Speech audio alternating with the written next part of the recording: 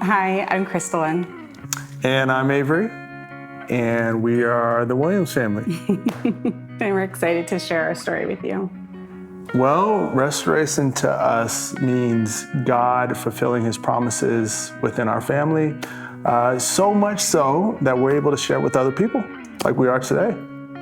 So this past year, I would say, for us in our marriage was definitely one of the hardest years that we had. We went through a time of being separated, and it got to the point that we filed for divorce, and we had to navigate a space that we never thought we would be in. We were living separate. Our kids were spending time with each of us separately. There were times that we were even at church and we would kind of sit separately, or I would go and he wouldn't, or vice versa. So it was just a lot of new territory, a lot of challenges for sure. I didn't know who I could talk to about it or what to say. And sometimes when it comes to separation and divorce in the church setting, you don't know how that's going to be received. And I still didn't even know at that point like where we were headed.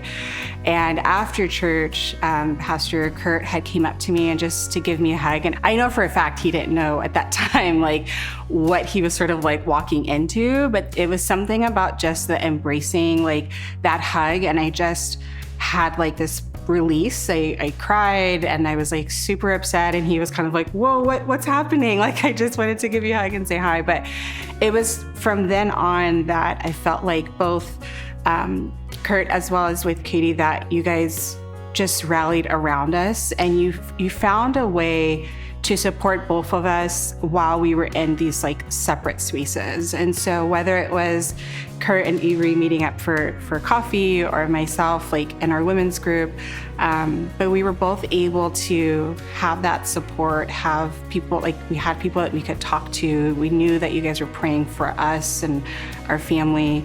For me, I met with Kurt quite a bit at the coffee shop. We also met up in groups. We had men's group during that time, which was very helpful. It's different being with coworkers and stuff like that, as it is about being around a bunch of people who are believing, in seeking after God. And for me, when I was in some really dark places, being able to sit down with Kurt and bounce these ideas of faith, I call them, off of him. Pastor Kurt, rivers in a desert, water out of a rock. These are the miracles that, God can do in our lives. Do you believe in these things? And having somebody to be there in faith with me was huge. It really meant the world to me, and I really appreciate it. And I felt like that really led to a lot of the restoration that happened, at least on my end, in our marriage. It's interesting. I think when we first got married, we always thought and believed that, God was the center of our marriage and that's how you make it work. And I think we tried our best to do that, but this past year really taught us like how to really truly do that. At least for me, like it was really hard in the beginning to know, like, can I still come to church? Like, is it going to be weird? And how much do I share or talk about? And so being able to share at like our women's Bible study and, gatherings, and just like, I could go on and on of just all the ways that, everyone within Restoration has really helped, was there for us, for me, and my kids too. So thankful. One of my biggest challenges during our separation was a time where I was speaking with the mediation coach or the mediation individual who's mediating between Krystalynn and I, and she had an offline conversation with me, and she was like, hey, you know what? I've seen this, 100 times.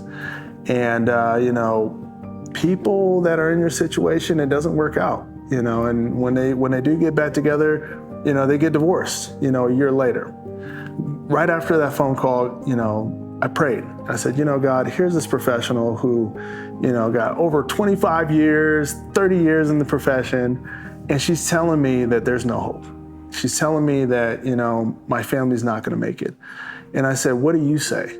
And he reminded me of this joke that I heard in church a long time ago. Professionals built the Titanic, and he said, amateurs built the Ark. And one of the greatest things that I can say today is that it's been over a year since we've reconciled, and God has the final say. I just want to leave it there. God has the final say, and absolutely there are things that you can do while you're waiting. You can be a waiter, and you will see God's promises in your family and in your marriage.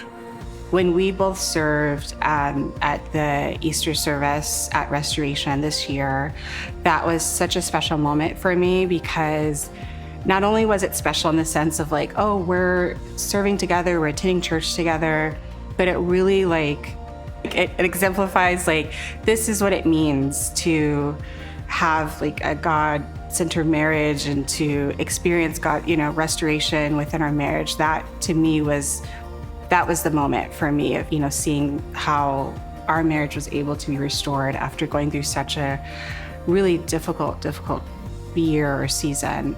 Marriage is hard.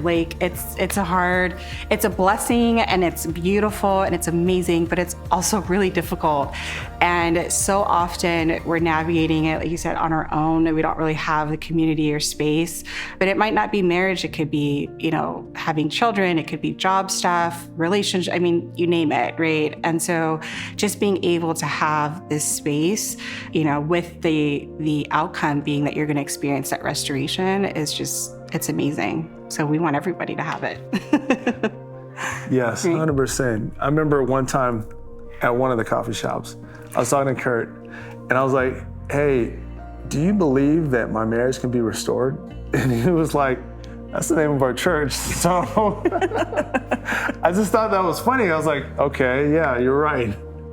So that's right. And I remember a lot of times during our separation, I thought to myself, well, God brought me my family.